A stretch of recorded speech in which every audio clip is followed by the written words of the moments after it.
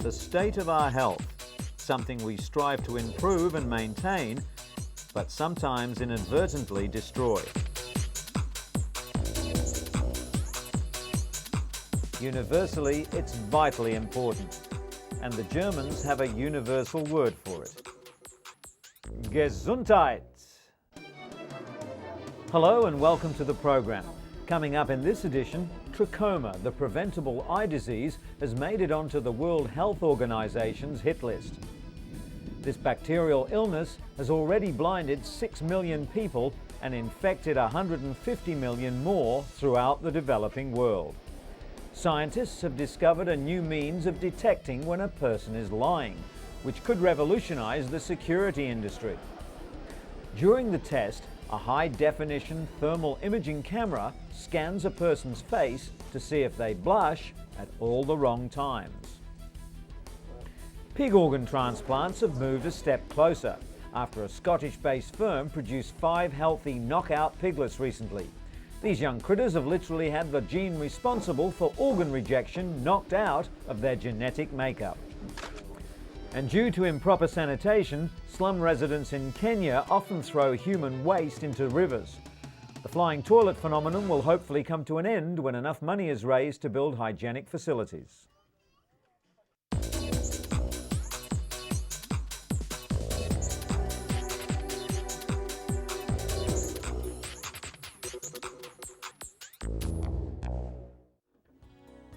But in our first story, we look at the devastating effects of schizophrenia on the brain, discovered recently by researchers at the University of California in Los Angeles School of Medicine.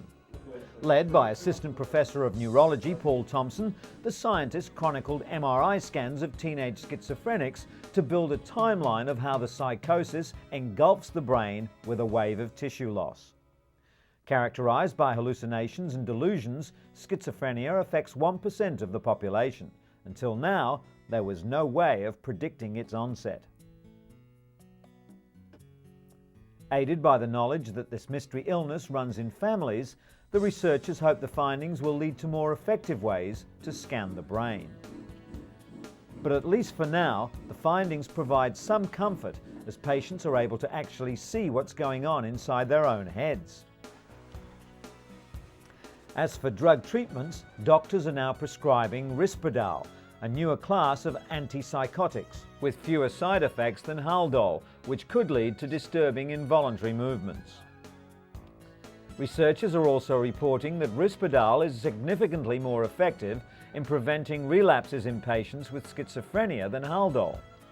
Good news for the 1% of the world's population who suffer the illness, which also ranks amongst the top 10 causes of disability in developed countries. When it comes to depression, another serious mental condition, it seems that more and more people are visiting the medicine cabinet rather than a therapist's couch. Depression treatment rates have tripled over the last 10 years, but they're primarily medicinal. Much of the credit goes to the popular antidepressants. The first selective serotonin-enhancing medication was introduced in 1987, and now millions of people take drugs like Prozac, Paxil and Zoloft to treat a wide range of depressive illnesses. While these medications have helped destigmatize depression, they're not as long-lasting as psychotherapy, which decreases the chance of recurrence. It's estimated that up to 10% of Americans suffer from major depression in any given year, a rate set to increase worldwide.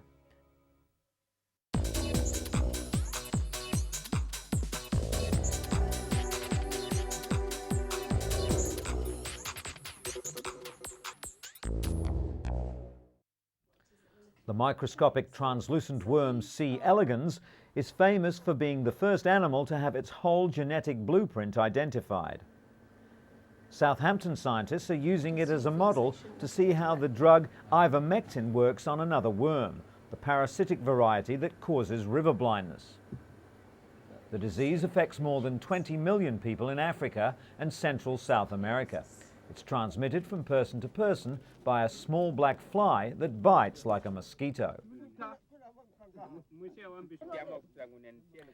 The fly releases a parasite into the skin of its victim, which eventually destroys the optic nerve.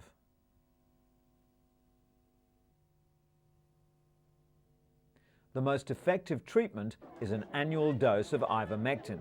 It kills the worm by binding to sites called receptors on its muscles and nerves. The worm is then paralyzed and starves to death.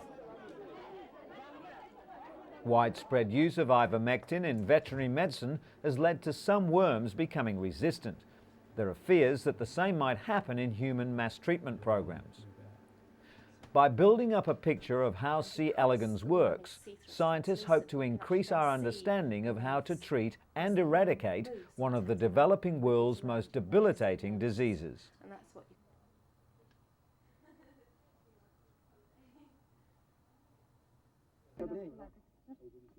Another preventable disease that's blinded 6 million people and infected another 150 million worldwide is trachoma. The bacterial illness causes inflammation and scarring of the inside of the upper eyelid.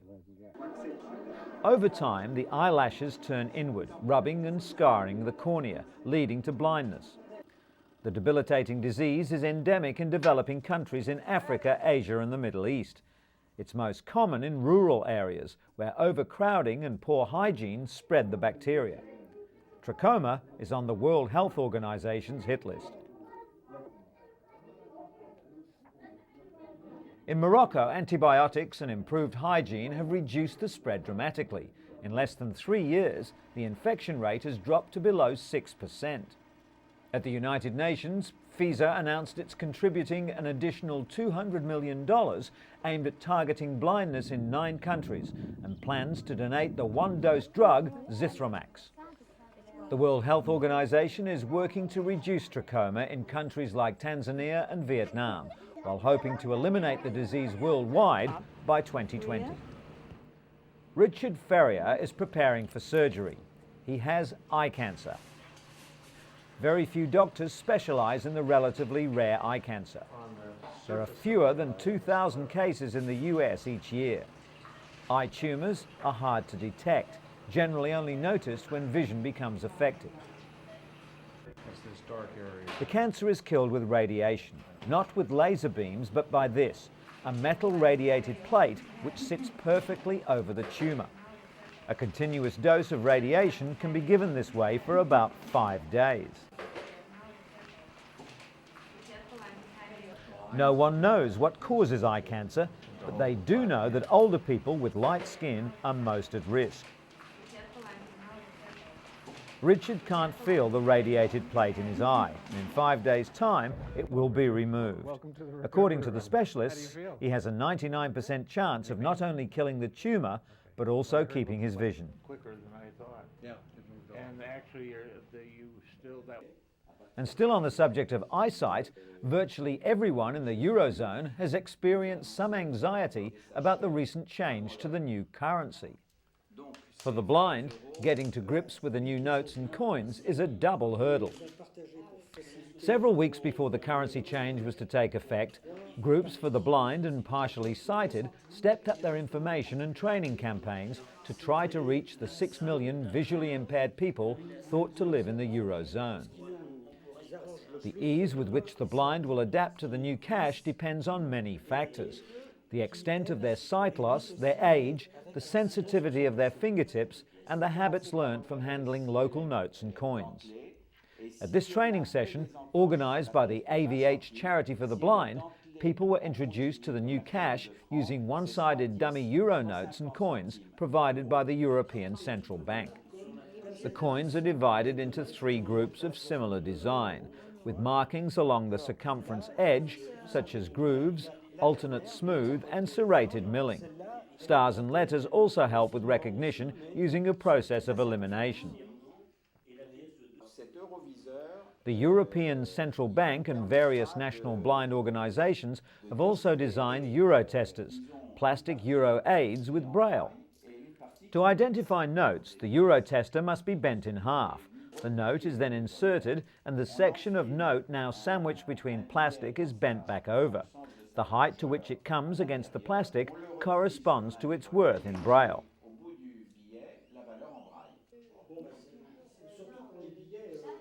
Coins, on the other hand, are inserted into a narrowing groove. Their corresponding value is marked in Braille at the point where they come to a stop. The notes are all different colours. They use large print for the denomination, and the position of the metal foil also differs. The European Blind Union also advises the use of wallets with several sections for notes and coins as an invaluable tool for blind people. This should reduce the initial confusion until people have had a chance to get used to the new currency.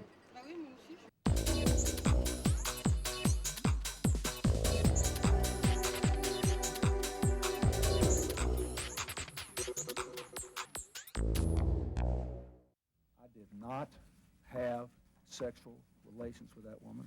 Lies. Miss Lewinsky. Sometimes they can take months of investigation and millions of dollars to uncover.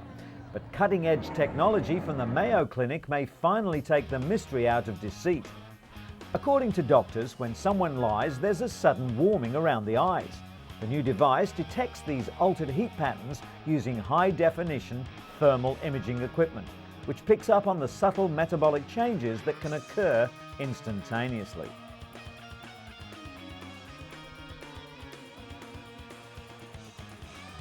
Clinical trials using a mock crime scenario correctly detected lying 83% of the time.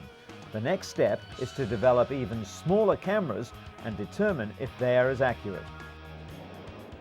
Scientists at the Mayo Clinic believe that in time, their lie detector will have many practical applications in the security and law enforcement industry, such as at airports and border checkpoints. In theory, blood should rush to the eye area of liars like mini uncontrollable hot flushes, while the innocent remain coolly and calmly unaffected. The system was first used to examine metabolic rate, but suddenly researchers realized that it was so sensitive it could detect fearfulness. As soon as that was confirmed, they decided to see if it could detect lying as well.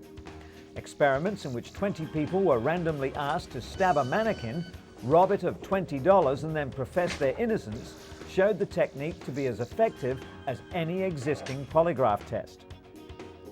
The thermal camera correctly identified 90% of the true innocents.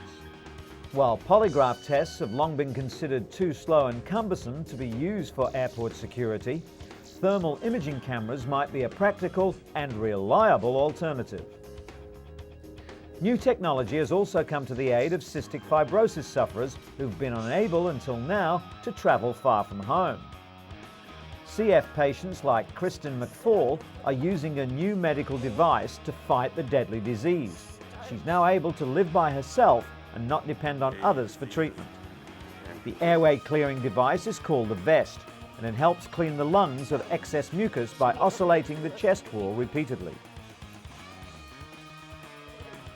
Melody Green has had 2 double lung transplants, and like most transplant patients, she underwent daily chest physiotherapy to keep her lungs functional. But with the vest, it was no longer necessary. Of all the lungs donated each year, only 12% have actually been usable, but the vest was modified recently to ensure the organs were kept in optimal condition even before transplantation, and that means that more lungs will be available for patients like Melody. And an English company is offering drowsy drivers a quick fix solution to keep them alert and safe on the roads. The British Oxygen Company claims that a blast of oxygen is enough to wake the body. A driver simply pulls over for a moment and with the canister provided sprays some pure oxygen into their lungs.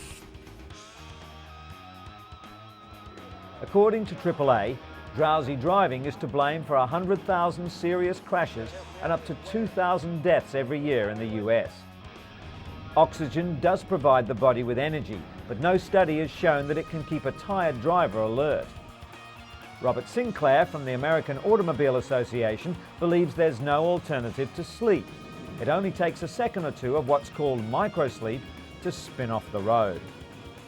Despite the warnings, the oxygen canister will soon be on sale at a cost of $5 a can.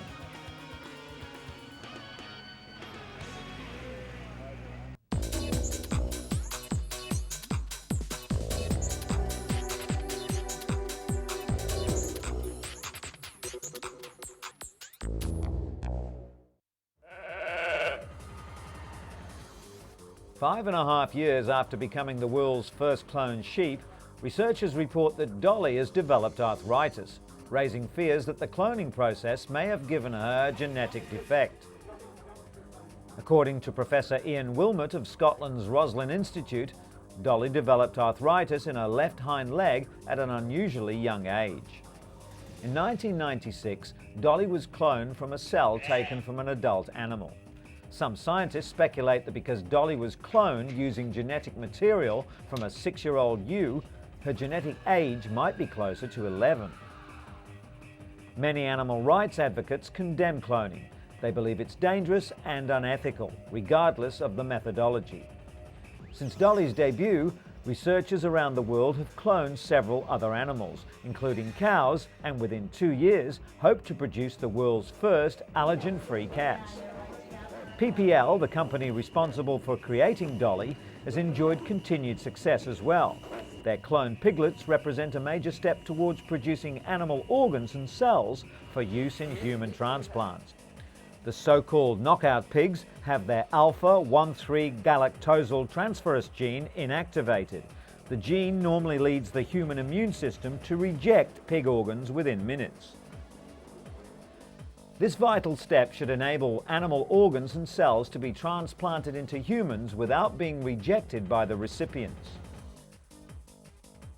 Cloning of the animals took place in the lab, following which the fertilized eggs were put back inside the mother pig, who gave birth to 5 healthy piglets.